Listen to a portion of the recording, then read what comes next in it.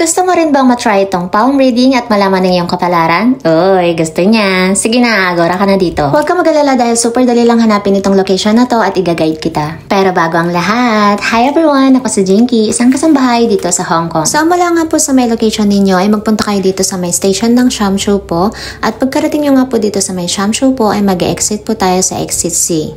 At pagka-exit naman po sa exit C ay tatawid lang po tayo dito sa kabila at kapag natawid nyo naman na po itong bandang to ay diretsuhin lang po natin ng lakad hanggang dun sa may kanto. At kapag narating nyo na po yung kanto ay magta-turn right po at makikita nyo na kaagad itong Dragon Center Mall. Ayan po siya. Sobrang lapit lang at sobrang dali lang siyang hanapin. At kapag nga nakapasok na kayo sa may mall, ay umakyat po kayo hanggang sa 8th floor. Doon po sa 8th floor ay meron po dong food court at doon sa may bandang gilid ay makikita nyo po yung malaking bato doon na Boca de la Verita kagaya nito. Trampang.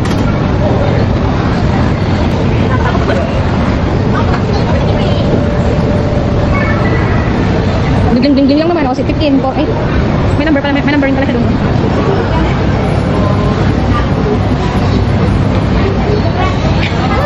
Wala!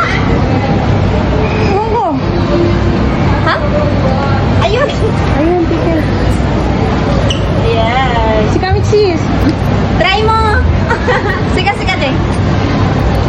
So, ganun lang kadali at akala ko nga ay wala akong marireceive na resulta. Fast forward nga pagkarating namin dito sa aming tinatambayan, ay translate ko nga agad dahil nga Chinese yung nakasulat at dahil isa akong babaeng malawak ang paniniwala at imagination, ay tuwang-tuwa naman sa resulta. So, ano pang ginagawa mo? I-try mo na. So, see you on my next mini vlog. Thank you for watching. Follow for more. Salamat!